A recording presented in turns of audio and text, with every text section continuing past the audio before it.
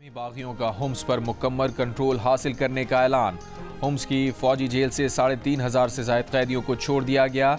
बागी दारुल हुकूमत दमिश्क से 10 किलोमीटर के फासले पर पहुंच गए। सीरिया के अंदर जो प्रेसिडेंट असद थे, उनकी हुकूमत का तख्ता गिरा दिया गया और सुनने में आया कि वो मॉस्को पहुंच गए हैं। In the end the rebels won, but they at least fought. ईरानी तो ऐसे भागे भैया चप्पल छोड़ के कि क्या बताएं। यह है बहादुर कौम जो यहूदियों को हराएगी। कि this is fall of Syria, और जब पूरा कंट्रोल हासिल हो गया सीरियन रेबल्स को, तो ख़बर ये आई कि बशारुल असद वहाँ से फ़रार हो चुके हैं या वहाँ से निकल चुके हैं। अब ख़बर ये आ रही है कि बशारुल असद का जो प्लेन है वो डिसअपीयर हो गया है या क्रैश हो गया है। नमस्कार दोस्तों, सीरिया में बशर अल असद की सरकार का तख्ता पलट हो गया है और विद्रोहियों का सीरिया पर कब्जा हो गया है। कुछ रिपोर्ट्स के मुताबिक असद रूस भाग गया है, तो वहीं कुछ अपुष्ट सूत्रों के मुताबिक असद के प्लेन का क्रैश हो गया है और उसका कुछ अता पता नहीं चल रहा है। दोस्तों, देखने में ये घटना भले ही एक तख्ता पलट की घटना लगे, पर यह पूरी दुनिया के लिए एक बहुत बड़ी चुनौती बनकर आया है। सुन्नी बहुल सीरिया में सिया सरकार का प्रतिनिधित्व असद कर रहे थे। उनके पतन से जहां एक और ईरान और रूस को झटका लगा है, वहीं तुर्की का प्रभाव अब सीरिया में बढ़ेगा। इसके साथ ही ISIS जो मिडिल ईस्ट से ख़त्म हो गया था, वो एक बार फिर से सीरिया में अपना सर उठाएगा। हमें भूलना नहीं चाहिए कि जब ISIS उभरा था तो उसका मेन शक्ति केंद्र सीरिया और इराक ही थे। इससे ना सिर्फ मिडिल ईस्ट बल्कि पूरी दुनिया बेचैन हो गई है। हमें ये नहीं भूलना चाहिए कि कोल्ड वॉर के बाद अमेरिका और रूस की सीधी टक्कर अगर किसी ज़मीन पर हुई थी तो वो सीरिया का ही मैदान था, जहाँ पर पहली बार कोल्ड वॉर के बाद अमेरिका और रूस आमने सामने टकराए थे।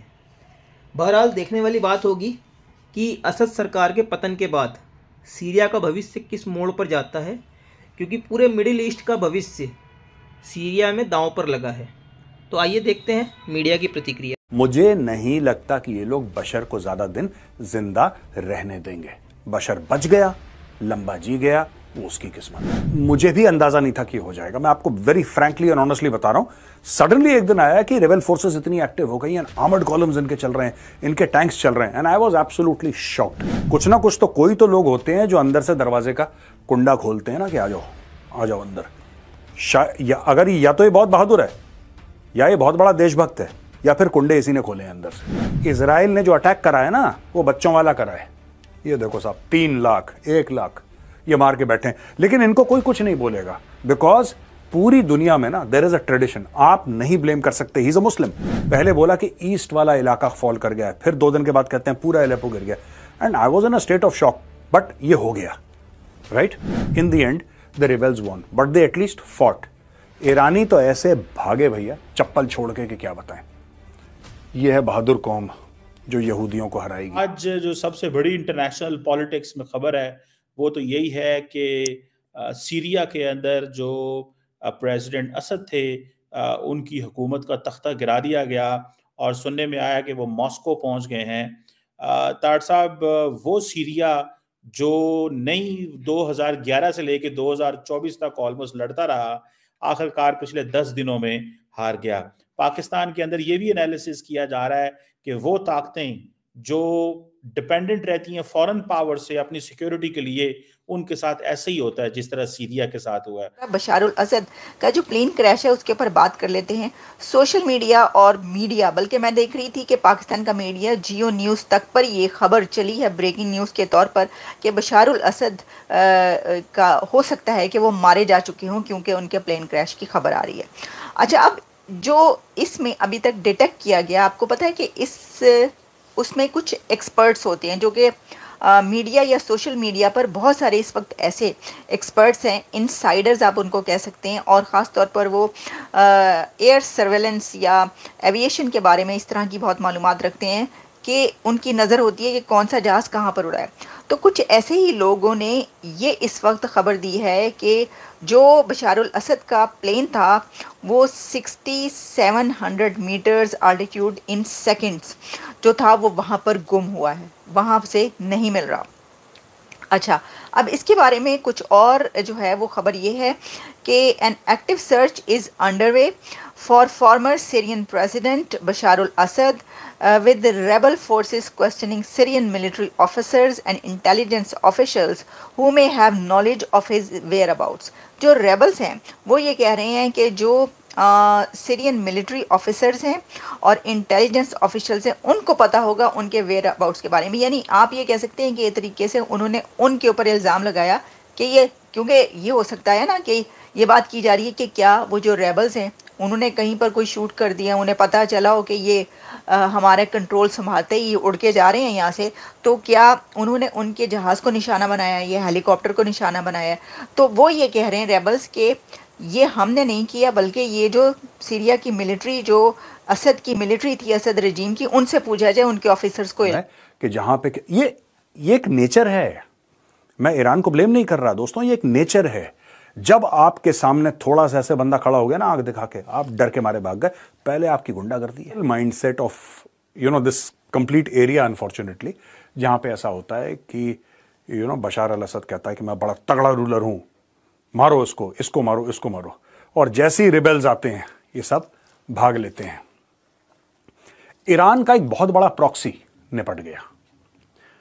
बशार अल असद को पैसे भी मिलते थे ईरान से, तेल भी, सब कुछ था। ईरान का बहुत तगड़ा सपोर्ट था, शिया that level of support between the Assad family, Bashar al Assad family and Iran, ये बड़े इनके क्लोज कनेक्शंस थे।